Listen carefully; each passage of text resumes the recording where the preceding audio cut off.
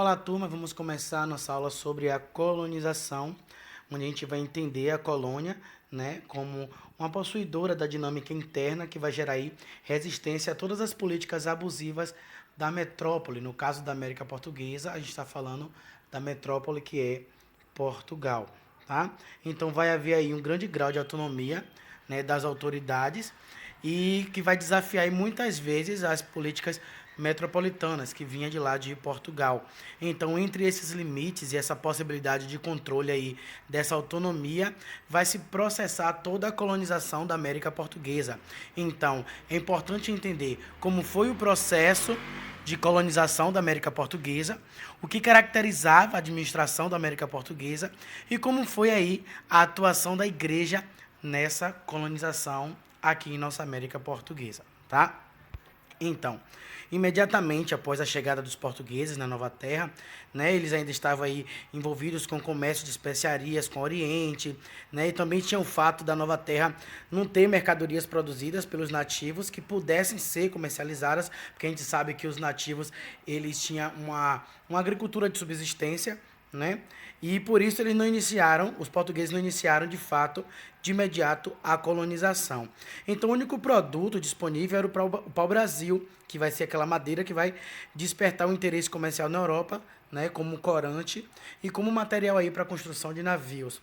Então os portugueses vão decidir adotar nessa terra recém-descoberta, um sistema asiático de exploração, que é a construção de feitorias ao longo da costa para comercializar o pau-brasil. Então, a mão de obra utilizada vai ser a mão de obra indígena, né, por meio aí do sistema de troca, né, que a teoria diz que é o sistema de escambo, que vai ser a troca de trabalho por objetos que encantavam esses indígenas que eram nativos na época. Então, o pau-brasil, monopólio arrendado aí da coroa portuguesa, vai ser sistematicamente contrabandeado durante todo o período da sua extração. Então, o pau-brasil ele vai atrair cada vez mais os contrabandistas, né? E as incursões de navios aí de outras potências nas costas brasileiras vai se tornar bastante frequente, né? E a coroa portuguesa vai temer aí que outras potências possam ocupar as suas terras, ou seja, a sua colônia. E além dessa preocupação, os lucros de Portugal com o comércio oriental vai cair gradativamente, né? E apontar aí para uma necessidade de obtenção de novas fontes de renda para a coroa. Então, a coroa ela não vai estar satisfeita, né, somente com o comércio do pau-brasil. E aí vai ser nessa conjuntura que Dom João III, que é rei de Portugal na época, e seus conselheiros vão considerar aí seriamente a necessidade de iniciar uma colonização sistemática dessa nova terra. Então vai abandonar o sistema asiático de exploração e na faixa de 1530 Dom João III ele vai enviar para a América Portuguesa Martim Afonso de Souza no comando aí de uma expedição composta de 5 navios de mais de 400 homens e que, além do propósito de defesa do litoral contra os navios estrangeiros, ele deveria aí fundar as vilas e pontos fortificados, ou seja, construir fortes, né, em toda a costa para estabelecer as primeiras bases permanentes de ocupação do território. Tá? Então a gente começa aí, uma obra descentralizadora, né, que vai ser as chamadas capitanias hereditárias. Então, para iniciar a colonização sistemática, o rei de Portugal ele vai optar por utilizar um sistema que já vigorava nas ilhas das costas africanas, que são as chamadas capitanias hereditárias. Contudo, era a primeira vez que vai aplicar aqui num território de dimensões continentais. Então, para tanto, os portugueses vão dividir a terra em faixas compreendidas entre o litoral e a linha imaginária do Tratado de Tordesilhas, né, que havia aí entre Portugal e Espanha, né? Vocês podem observar aí esse mapa, né, que vai mostrar a divisão das capitanias hereditárias, né, no ano de 1534. E aí você pode observar que é uma divisão de 15 faixas paralelas, né? O território colonial brasileiro ele vai ser iniciado aí numa administração por 12 capitães donatários. Do ponto de vista jurídico, o sistema ele vai ser regido pela carta de doação e que vai assegurar a posse da faixa territorial para o capitão donatário, cabendo à coroa aí o direito de propriedade, e havia também um foral que assegurava os direitos e os deveres do capitão. Dentre os direitos, vão se destacar aí a posse da faixa por herança, a criação de leis e impostos e a concessão da chamada Seis Marias. As Seis Marias vão ser os lotes de terras que deveriam priorizar o desenvolvimento da produção agrícola voltada para as necessidades europeias e do seu respectivo mercado. Então, as Seis Marias, elas vão caracterizar o regime de terras utilizado aí na América Portuguesa nessa época. Então, como deveres, a obrigação do pagamento de impostos, né, que é 10% sobre os produtos da terra, e o quinto sobre os metais preciosos, a promoção da catequese e a colonização da faixa com recursos próprios. Então, eram as obrigações, né, para quem recebia aí as faixas de terras. Então, do ponto de vista político, o sistema concorreu para o controle do domínio português na América, introduzindo aí a produção especializada em larga escala por meio da mão de obra escrava. Já do ponto de vista gerencial, né, o sistema ele vai apresentar aí resultados bastante desiguais, porque alguns donatários sequer chegaram a vir até a colônia, outros foram atacados por indígenas, e o isolamento geográfico e a falta de recursos vão comprometer, né, o desenvolvimento desse sistema. E apenas as capitanias de Pernambuco, né, por causa da cultura canavieira, e a de São Vicente, né, com sua economia aí apresadora de índios, que prendiam muitos indígenas, vão conseguir resultados satisfatórios nesse período, tá? Então, a gente vai ter agora a obra centralizadora, que vai ser o governo geral. Em 1549, mais ou menos, Tomé de Souza, que vai ser o primeiro governador geral da América Portuguesa, ele vai aportar na Bahia e vai ser encarregado de fundar uma povoação grande e forte para daí controlar as outras povoações e ministrar aí justiça, tá? Então, ele vai controlar a exploração do pau-brasil, defender a América Portuguesa das invasões estrangeiras e também dos ataques dos indígenas, promover o povoamento das terras e principalmente coordenar o governo das capitanias, evitando assim, tanto quanto possível, a desobediência e os tumultos, né, de todos os vassalos, tá? Então, tão logo chegou, ele vai fundar, né, a cidade de Salvador, redistribuir as terras de Seis Marias e vai reforçar a defesa e estimular o reconhecimento do território. Favoreceu ainda a ação missionária da igreja, realizada pelos jesuítas, e que chegaram com ele, né, em 1549, liderados aí por Manuel da Nóbrega. Então, o governo geral, ele vai ficar aí sediado inicialmente na Bahia, né, capitania cujo capitão donatário havia sido morto pelos índios e que se tornou aí a primeira capitania real. Era uma instituição diretamente ligada à metrópole, composta do governador-geral, do provedor-mor, responsável pelos negócios da Fazenda Real, e do ouvidor-mor, que devia cuidar da justiça na América Portuguesa. Com a instalação do governo geral, os donatários perdiam aí os poderes exclusivos em relação à cobrança de impostos reais, à justiça e à defesa do território, porque antes estava descentralizado, né? Porque tinha as faixas de terras e cada faixa de terra tinha aí o seu donatário. E agora chega o governador-geral, que é Tomé de Souza, para centralizar todo esse poder, inclusive no que se refere à cobrança de impostos. Então, o novo sistema era juridicamente definido pelo regimento, né, que vai ser um documento que vai estabelecer funções, atribuições do governador-geral aí dentro desse território colonial que é a América Portuguesa, ou seja, o nosso Brasil. Então, quem vem depois de Tomé de Souza vai continuar enfrentando aí os indígenas, combatendo estrangeiros que cobiçavam aí as terras portuguesas, e mesmo assim, em 1555, os franceses eles vão invadir a região, né, onde depois vai ser o Rio de Janeiro, e vai se aliar aí com os tamoios, né, um grupo de indígenas, e vão fundar a chamada França Antártica.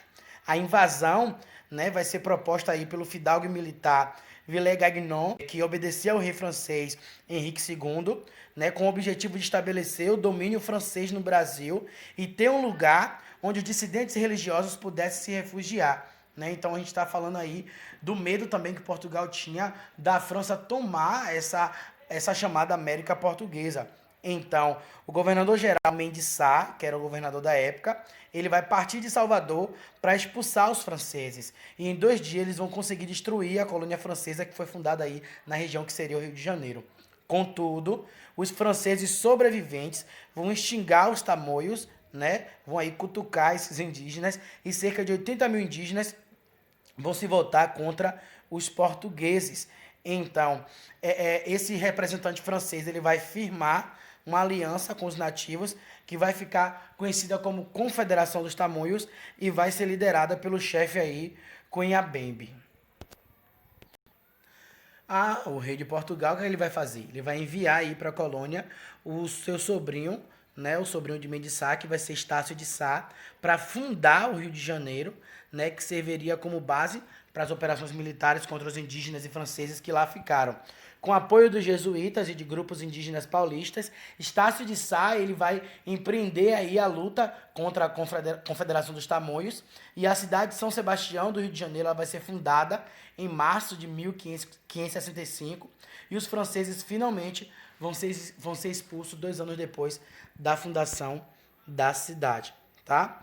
Então, durante os 3 séculos aí da colonização, a administração ela vai sofrer muitas alterações, de acordo com necessidades específicas.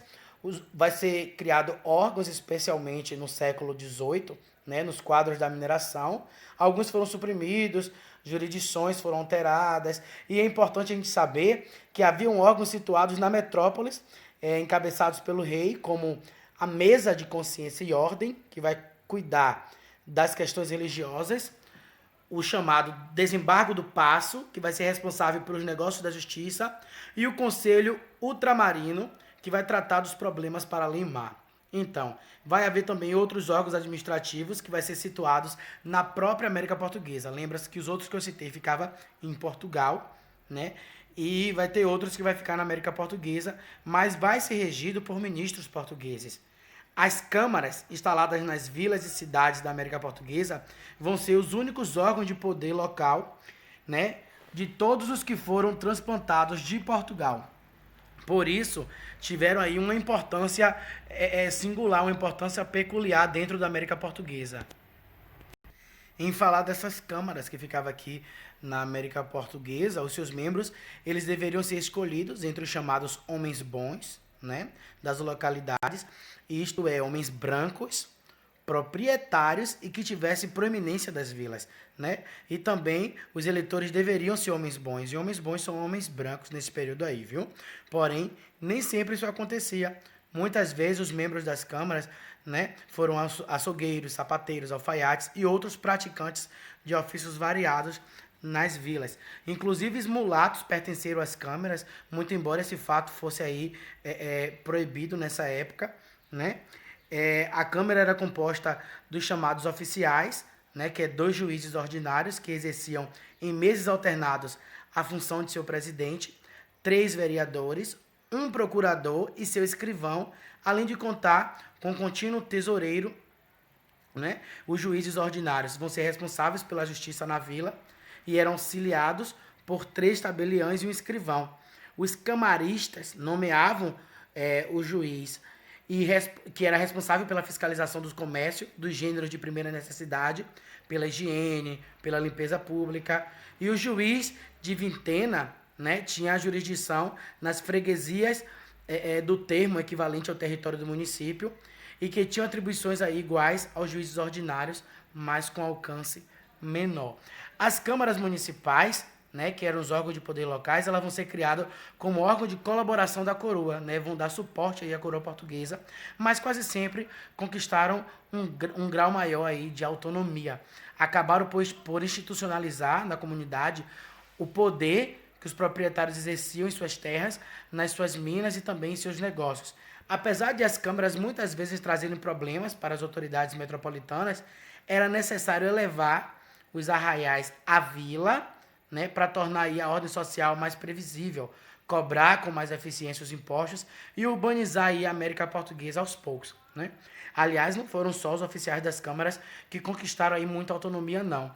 Os ministros portugueses que vinham para a América Portuguesa e deviam total obediência ao soberano lá, eles viviam desafiando as ordens da metrópole. Então, tipo, eles estavam lá, depois que vinham para a América Portuguesa, desafiavam aí as ordens da metrópole, porque não respeitavam as jurisdições, atropelavam os negócios da justiça e das finanças e tinham interesses pessoais que vão ferir aí o serviço real em si, né? O que realmente eles deveriam fazer. formavam rede de solidariedade com proprietários, quilombolas e bandidos, buscavam tirar proveitos aí da distância que os separavam de Portugal. Então, tipo, Portugal tá lá na Europa, então a gente vai fazer aqui que eles não estão vendo nada e vamos nos beneficiar. Então, nessa medida, como já foi dito aí no início, né, da nossa aula, a ideia de que a América Portuguesa era totalmente controlada pela metrópole é uma ideia equivocada, né, porque foi se criando aqui um órgão autônomo dentro da América Portuguesa. Então havia na chamada colônia uma dinâmica própria pela qual cada um agia de acordo com seus próprios interesses, deixando em segundo plano as determinações metropolitanas. Um importante historiador, né, vai afirmar que na América Portuguesa os ministros do rei não se preocupavam com a coisa pública, com o bem comum. Antes eles vão defender o quê? Os seus próprios interesses, ou seja, os seus interesses privados. O que significa acumular fortuna, né, conforme possibilitasse o seu cargo, e justamente à custa do interesse coletivo, né? Ou seja, às custas de todo o bem comum, eles vão olhar para o seu próprio umbigo, olhar para os seus interesses de forma privada. E entre os povos indígenas, né, foram os tupis-guaranis, que falavam a língua geral do território, congregados em sociedades no litoral, os que tiveram aí em contato direto com os portugueses, franceses, castelhanos, desde o Maranhão até Santa Catarina, no início da colonização em si, né, vão ser aí os tupis-guaranis. Segundo a visão dos portugueses, os tupis-guaranis eles tinham uma semelhança, né, nas suas tradições e padrões culturais, diferentemente dos tapuias, né, que são chamados língua travada, que eram poucos conhecidos dos europeus. E a partir de 1554, algumas tribos indígenas vão reagir ao apresamento, né, a todo esse domínio português, lutando principalmente contra os bandeirantes, que vão ser responsáveis aí pela sua captura. E esses episódios vão ficar conhecidos aí como Guerra dos Bárbaros. E os portugueses eles reagiram violentamente, em especial após a implantação do governo geral em 1548. O regimento de Tomé de Souza, que foi o primeiro governador-geral do Brasil, vai determinar expressamente a submissão aos portugueses, né, de todos esses indígenas revoltados aí. Então, o mesmo vai acontecer com os demais governadores. Duarte da Costa, que vai ser responsável por massacres de aldeias indígenas, né, próximas aí de Salvador. Mendes Sá, na Guerra do Paraguaçu, que vai destruir mais de uma centena de aldeias. Olhe, preste atenção. Né? Os indígenas sempre vão ser aí, vão declinar, né? Vão ser destruídos. Além da violência dos portugueses, mais bem armados e com grande poder de destruição, os indígenas vão ser vítimas aí das doenças, né? Contra as quais, por seres inexistentes na Nova Terra, não tinha essas doenças aqui na Nova Terra, e eles trouxeram lá de Portugal, da Europa. Então, os indígenas eles não tinham essa imunidade. E algumas dessas doenças podiam ser intencionalmente disseminadas, né, espalhadas aqui, e uma simples gripe podia até matar milhões de índios. Contudo, foi um surto de varíola que foi responsável aí pela morte de cerca de 30 mil índios em 1562, né? Em menos de 3 meses matou cerca de 30 mil indígenas.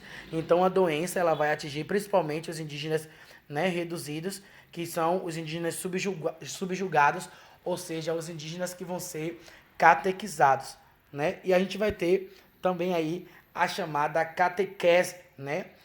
Muito embora o Concílio de Trento, né, importante instrumento aí da Reforma Católica, não sei se vocês lembram do Concílio de Trento, que foi uma contra-reforma da igreja, né, uma reunião que fez aí na cidade de Trento, na Europa, para poder lutar contra os protestantes, porque você sabe que existiu aí nesse período uma missão evangelizadora, né? Aproveitaram a vinda aqui para a América Portuguesa, né? A vinda aqui para as terras que seria Brasil, para poder ter mais fiéis, converter mais pessoas à questão do catolicismo, já que lá na Europa estava tendo aí a reforma protestante, né? Então, voltando, muito embora esse Concílio de Trento, né, ele não tenha dado aí destaque à expansão católica, né, para Alemar, uma vez que a Igreja Católica estava mais preocupada aí com o avanço do protestantismo na Europa e com a ameaça, né, turca lá no Mediterrâneo, a expansão do catolicismo ela esteve presente desde o início aqui da obra colonizadora pelos portugueses e estimulada aí pelos reis que exerciam controle absoluto sobre a igreja espanhola e sobre a igreja portuguesa. Entretanto, um dos resultados da primeira fase aí do Concílio de Trento vai ser a criação da Companhia de Jesus, né, a chamada Milícia Papal, que vai trazer diretrizes da Reforma Católica para a América Portuguesa. Os jesuítas, que chegaram em 1549, eles sentiam-se responsáveis por uma missão, digamos que salvacionista, né? Livrar os indígenas, né, da vassalagem ao demônio.